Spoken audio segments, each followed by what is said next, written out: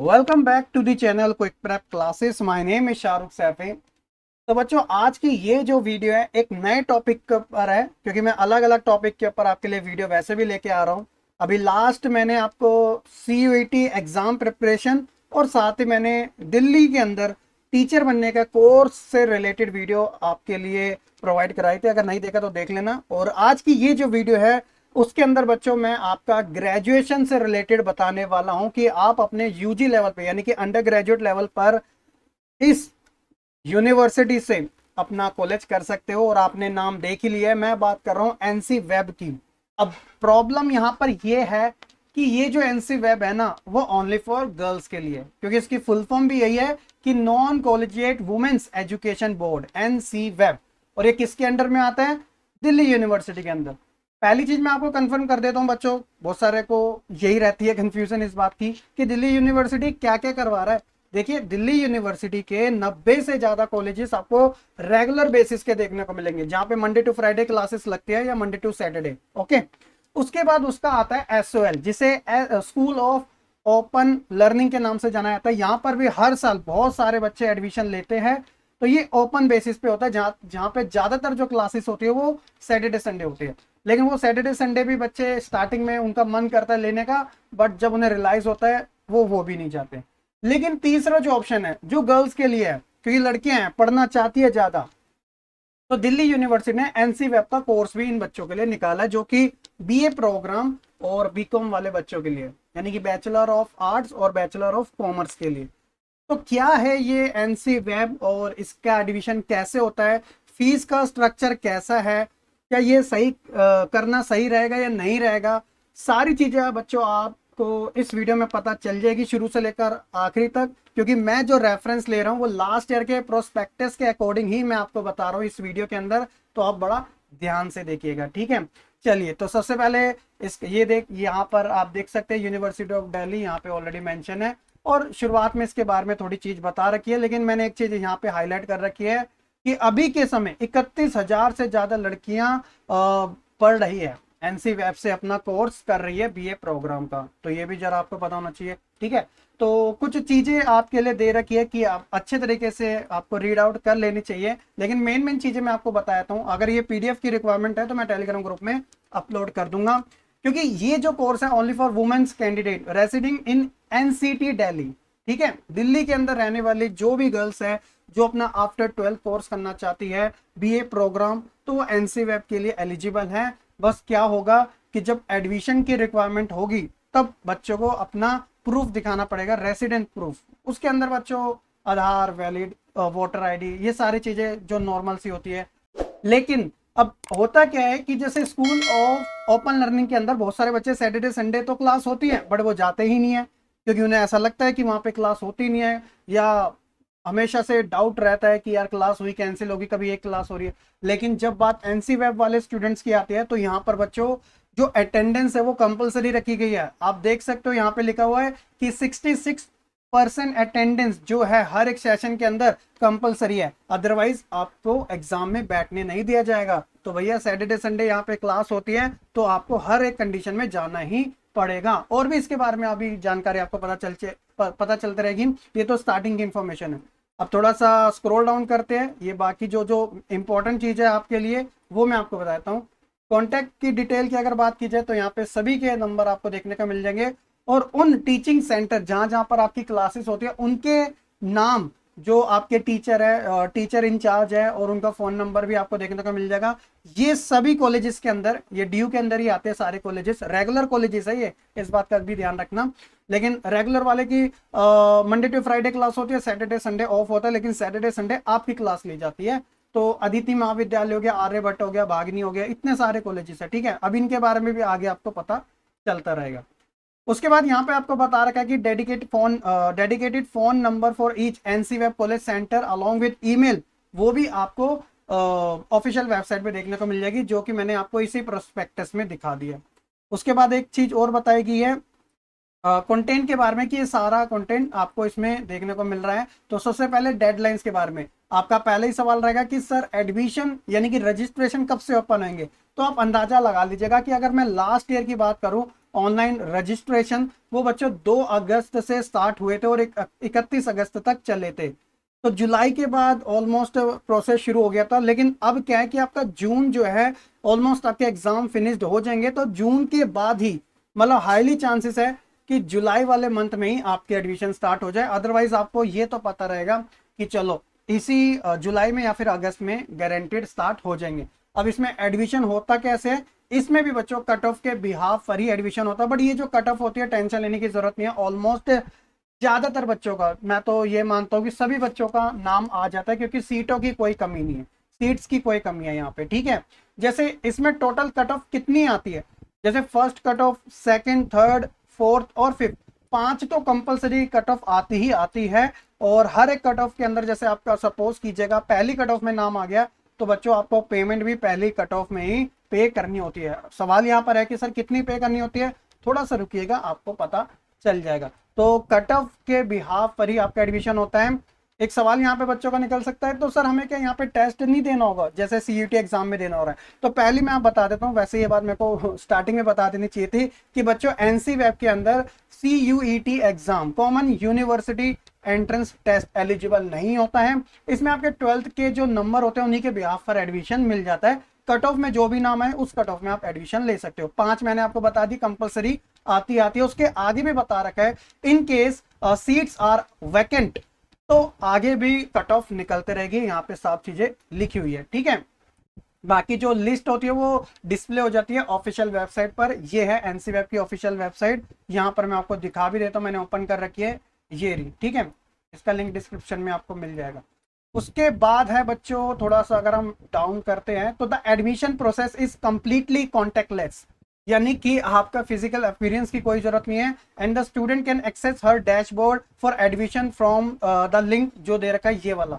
तो आप जब अपना रजिस्ट्रेशन करते हो ना, जब फॉर्म फिलअप करवाए जाएंगे, जिसकी वीडियो मैं आपको फ्यूचर में जरूर प्रोवाइड कराऊंगा जब निकलेंगे, तब उसी डैशबोर्ड में आपका कंप्लीटली सारी डिटेल वहां पे पता चल जाती है। तो इतनी सी भी टेंशन लेने की जरूरत नहीं है। ऐसा ही एसओएल के अंदर भी होता है, मैंने एसओएल की वीडियो में भी बताया था, डैशबोर्ड में सारी इंफॉर्मेशन पता लग जाती है। सवाल यहाँ पर है कि डॉक्यूमेंट की कौन कौन सी रिक्वायरमेंट रहती है, वही 10वीं और 12वीं वाले डॉक्यूमेंट रहती है। इन केस किसी बच्चे के पास कैटेगरी वाला है सर्टिफिकेट तो वो कैटेगरी लगा सकता है, एससी और एसटी वाले अपना लगाएंगे, ओबीसी वाले अपना लगाएंगे, ओबीसी दिल्ली वाले ज्यादा वो है, ठीक है, और पीडब्ल्यूडी वाले लगाएंगे, ठीक है। उसके बाद अपना रेसिडेंस प्रूफ दिखाना होगा, जो मर्जी है, इसके अंदर बहुत सारे ऑप्शन है। उसके बाद जो कोर्सेज की बात मैं आपको बता रहा था, कौन कौन से कोर्सेज ऑफर किए जाते हैं, तो वही बीए प्रोग्राम और बीकॉम, तो इस बात का ध्यान रखना।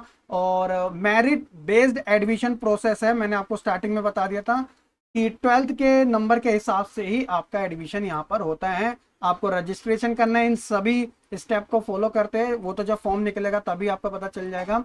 और पेमेंट कर देनी है, उसकी पेमेंट करने के बाद आप अपना एप्लीकेशन फॉर्म सबमिट कर देना। और उसके बाद क्या होगा, उसके बाद minimum eligibility criteria for undergraduate programme के लिए, तो मिनिमम जो एलिजिबिलिटी रखी गई है वो ये मान के चलेगा कि कम से कम 40% तो आप लेके आ जाना। और मुझे नहीं लगता आप में से 40% को ले भी आ पाएगा। अरे मतलब आप डबल लेके आओगे यार, क्यों टेंशन ले रहे हो। जो मेरिट निकलेगी उसके अंदर क्या होता है, आपको अपने बेस्ट 4 सब्जेक्ट को काउंट करना है, जिसमें आप 1 लैंग्वेज और 3 बेस्ट इलेक्टिव सब्जेक्ट को चूज करोगे और अपनी परसेंटेज बनाओगे, और उसके हिसाब से आपका एडमिशन होगा। क्लियर है। अब यहाँ पे सब्जेक्ट भी दे रखे हैं, आपको पहले से बता रखे हैं कि लिस्ट ए और बी में से देना है। लिस्ट ए के 2 पार्ट है और बी के भी 2 पार्ट है। जैसे लिस्ट ए के अंदर ये लैंग्वेजेस दे रखी है, सभी बच्चों के पास इंग्लिश कोर या फिर इंग्लिश इलेक्टिव और हिंदी कोर या फिर हिंदी इलेक्टिव तो होगी 12th बेसिस पे, तो एक लैंग्वेज का काम तो आपका यहीं से हो जाएगा, आप चूज कर लोगे। उसके बाद इलेक्टिव सब्जेक्ट जो 3 है, तो इनमें से आपके पास ऑलमोस्ट होंगे, जैसे 3 सब्जेक्ट के अकॉर्डिंग बहुत सारे बच्चे हो सकते हैं जिनके पास पॉलिटिकल, हिस्ट्री और इकोनॉमिक्स होगा, या किसी के पास हिस्ट्री नहीं है तो सोशलॉजी होगा, होम साइंस नहीं है तो कोई और सब्जेक्ट होगा। यहाँ पे सारे सब्जेक्ट दे रखे हैं, लेकिन तब क्या होगा जब उसके पास टोटल 3 सब्जेक्ट उसे जोड़ने हैं, जो कि 2 सब्जेक्ट तो उसको मिल रहे हैं, ठीक है, इलेक्टिव सब्जेक्ट में 2 सब्जेक्ट उसके मिल रहे हैं। सपोज एग्जांपल के तौर पे एक लैंग्वेज उसने इंग्लिश चूज कर ली, एक सब्जेक्ट उसने पॉलिटिकल और एक सब्जेक्ट उसने हिस्ट्री को चूज कर लिया, तो टोटल 3 हो गए। और उसे एक और सब्जेक्ट की नीड है जिसमें उसके अच्छे नंबर आए हैं बट वो इस लिस्ट में है नहीं, तब ऐसी कंडीशन में क्या होगा, क्योंकि उससे उसकी परसेंटेज बेस्ट बन रही है। तो यहाँ पर भी उसका प्रोसेस बताया गया, पहले मैं आपको ये दिखा देता हूँ। बीए प्रोग्राम के लिए बच्चों 40% आपको क्वालिफाई करना पड़ेगा इन नंबरों के साथ। एक लैंग्वेज डजंट मैटर, क्या वो कोर हो सकती है या इलेक्टिव हो सकती है या फिर फंक्शनल हो सकती है, और 3 एकेडमिक या फिर इलेक्टिव सब्जेक्ट आपके पास होना चाहिए लिस्ट ए और बी में से। ठीक है, और इसमें बताया कि अगर आपके पास लिस्ट ए और बी में से अगर आपका कोई एक सब्जेक्ट नहीं है तो एटलीस्ट आप एक नॉन लिस्टेड सब्जेक्ट को भी यहाँ पे अपने बेस्ट 4 में इंक्लूड कर सकते हो, जिसमें कोई डिडक्शन नहीं होगा। लेकिन अगर आप 2 से ज्यादा सब्जेक्ट को इंक्लूड कर रहे हो अपने बेस्ट 4 के अंदर, सपोज की जगह सिर्फ हिंदी आपके पास है और एक पॉलिटिकल है, 2 आपके पास सब्जेक्ट नहीं हो रहे जो आपने 12th क्लास में पढ़े हैं, लेकिन इस लिस्ट में आपको वो दिख नहीं रहे हैं और आपके उसमें नंबर बड़े अच्छे हैं, तब बच्चों आपके 2 जोड़ने पे 2.5 ईच, जी हाँ, 2 मतलब ऑलमोस्ट 5% आपके मार्क्स कट हो जाएंगे। तो इस बात का ध्यान रखना, और ये बहुत रेयर सिचुएशन है। ऑलमोस्ट 99% सभी का लिस्ट ए और बी में आराम से सभी सब्जेक्ट मिल जाते हैं, है ना। वो तो रेयर केसेस वाला बता रखे हैं, यूनिवर्सिटी है सारी चीजें बताएगी। और बीए प्रोग्राम बीकॉम वालों के लिए भी वही 40% मार्क्स है, और उनके साथ बोला है कि भैया कॉम्बिनेशन बनाने के लिए 40 से ऊपर नंबर लाने जरूरी है, हिंदी इंग्लिश एक लैंग्वेज होनी चाहिए, और कॉम्बिनेशन के तौर पे 3 सब्जेक्ट एटलीस्ट होने चाहिए, मैथमेटिक्स, अकाउंट्स, इकोनॉमिक्स, बिजनेस या फिर कॉमर्स। ठीक है, इस बात का ध्यान रखना। चलिए, उसके बाद बच्चों मैं आपको courses and combination of subject के बारे में बता रहा था। तो इसके अंदर ये टीचिंग सेंटर है जो डीयू के रेगुलर कॉलेजेस हैं, और उनकी सीट्स भी बता रखी है, और उसमें सब्जेक्ट कॉम्बिनेशन भी ऑलरेडी आपके साथ शेयर किया हुआ है। तो सबसे पहले मैं टॉप बता देता हूँ कॉलेज कौन कौन से हैं मेरे अकॉर्डिंग। जी हाँ, ये मेरा पर्सनल ओपिनियन है, अदिति महाविद्यालय अच्छा कॉलेज है। उसके बाद मैंने यहाँ पे हाईलाइट कर रखा है doctor B R Ambedkar college को, हंसराज कॉलेज को। हंसराज कॉलेज के बारे में कौन नहीं जानता, नॉर्थ कैंपस के ऑलमोस्ट आता है, और साथ मलकागंज में है ये। यहाँ से शाहरुख खान ने अपनी डिग्री ले रखी है, मतलब शाहरुख खान यहाँ से पढ़ा हुआ है। ठीक है, जीसस एंड मैरी कॉलेज आप जानते हो चाणक्यपुरी के अंदर है, मैंने पहले भी इसका जिक्र कर रखा है। और साथ ही बच्चों Miranda house, Motilal Nehru college, और एक कॉलेज और था, कहाँ गया, शायद मैंने उसे हाईलाइट नहीं किया, एक मिनट, ये राजधानी कॉलेज। हालांकि राजधानी कॉलेज स्टार्टिंग में पहले सही नहीं था, बट अब जाके बहुत अच्छा हो गया, डेवलप कर लिया। ठीक है, तो मेरे टाइम पे मुझे इतना नहीं ठीक लगता था, बट आज के समय ठीक ठाक है, अच्छा है। ठीक है, तो चलो बढ़िया। तो ये सब कॉलेज है, और यहाँ पे देखिए सीट कितनी है, सीट देखिए, सीटों की कोई कमी नहीं है, सीट्स की यहाँ पे कोई भी कमी नहीं है। ऑलमोस्ट सभी टीचिंग सेंटर के अंदर बीकॉम वालों की जो सीट है वो 230 है। जैसे अदिति महाविद्यालय में 230, और बीए प्रोग्राम वाले बच्चों के लिए 355। लेकिन उन्हें अपने सब्जेक्ट के कॉम्बिनेशन के अकॉर्डिंग ही सेलेक्ट करना है। जैसे एग्जाम्पल के तौर पे यहाँ पे सब्जेक्ट कॉम्बिनेशन दे रखा है कि AECC+MIL जो कि लैंग्वेज है, और economics, political history and political science, इसका आपको कॉम्बिनेशन देखने को मिलेगा। यानी कि एक ये वाला सेक्शन हो गया, और इन दोनों में से आपको कोई एक लेना होगा। ठीक है, इकोनॉमिक्स, पॉलिटिकल या हिस्ट्री। तो ऐसी सबके कॉम्बिनेशन दे रखे हैं, सीट जो है सबकी कॉमन है, 355 सीटें प्रोग्राम वाले के लिए, 230 सीटें बीकॉम वालों के लिए। और हर एक कॉलेज के अंदर ये दे रखी है, कहीं कहीं पे थोड़ा बढ़ा रखी है, नहीं मुझे अभी तक नहीं दिखा। ऑलमोस्ट सीटों की कोई कमी नहीं मिलेगी। ठीक है बच्चे, टोटल 26 आपके टीचिंग सेंटर है, 26, तो काफी अच्छे हैं। चलिए, और क्लासेस आप जानते हैं सैटरडे संडे ही होती है, और कुछ स्पेशल डेज पर भी आपको बुला लिया जाता है। ठीक है, चलिए आगे देखते हैं। फीस का स्ट्रक्चर सबसे मेन है, फीस कितनी है, आपका ये सवाल रहेगा मन में। तो देखिए, ये सारी फीस की ना डिवाइड करके बताया गया। अब ये मत सोचना कि एनुअल फीस 300 रुपये देने, नहीं, ओवरऑल सारी फीस जो होती है ऐसे इंक्लूड की जाती है कॉलेज के अंदर। जैसे एनुअल हो गया, लाइब्रेरी आप यूज करोगे, जो आपका एनरोलमेंट फीस होगी, लाइब्रेरी की सिक्योरिटी, मैगजीन, एग्जामिनेशन फीस, सब इंक्लूड होके आएगी। मार्क्स के स्टेटमेंट की फीस, एनुअल डे भी जो होता है, इतने सारे हैं, तब जाके आपका ग्रैंड टोटल बनता है बीए प्रोग्राम वाले बच्चों का 3365 रुपीज। ये पर ईयर की है बच्चे, ठीक है, पर ईयर की है। और ग्रेजुएशन 3 साल की होती है, तो हर साल आपको इतना एटलीस्ट पे करना पड़ेगा। और बीकॉम वालों की जो है वो 3465, और 300 रुपये इसके अंदर और एक्स्ट्रा मान लीजिएगा, जो कि जो एनसी वेब सेंटर जो होते हैं वो एसोसिएशन मनी आपसे लेते हैं एनुअली मोड पे, हर एक स्टूडेंट से 300 रुपये। और साथ ही बच्चों एज पर the university rule nominal amount of the 100 रुपये only will be charge from PWD candidate. Physically जो हैंडीकेप होते हैं उनके लिए 100 रुपये रखी गई है। फीस रिफंड का भी ऑप्शन है, वो यूनिवर्सिटी के रूल के अकॉर्डिंग होगा। और साथ ही कुछ गाइडलाइंस भी दी गई है स्टूडेंट्स के लिए जो कि इंपॉर्टेंट है, आपको देख लेनी चाहिए। 7 पॉइंट्स यहाँ पर दे रखे हैं, कुछ पॉइंट्स मैं आपको बता देता हूँ। जैसे कि candidate must ensure that they have filled the examination form. भैया अगर आप एग्जामिनेशन फॉर्म फिलअप नहीं करोगे तो आगे चल के प्रॉब्लम हो सकती है, तो इसलिए एग्जामिनेशन फॉर्म को फिलअप करना जरूरी है, उसका प्रूफ भी आपके पास होना चाहिए।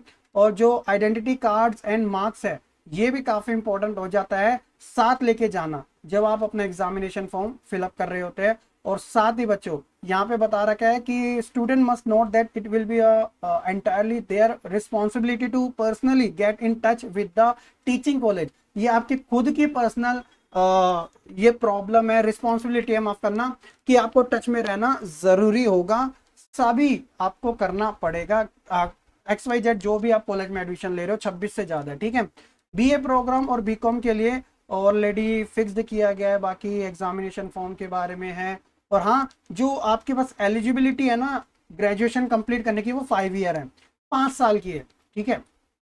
चलिए, तो ये सारी चीजें हैं, होप्स हो कि आपको पता चल चुकी होगी। और मैं बता रहा था अटेंडेंस के बारे में, तो attendance in classes is compulsory, जो स्टार्टिंग में बता दिया था 66% होना जरूरी है। और यहाँ पे बोला गया है कि दो students who are doing job with not be allow any concession in attendance, तो उन्हें किसी भी प्रकार का सहूलियत नहीं दी जाएगी अगर कोई जॉब कर रहा है कि हाँ सर मेरी जॉब थी मैं नहीं आ पाई, ऐसा नहीं चलेगा।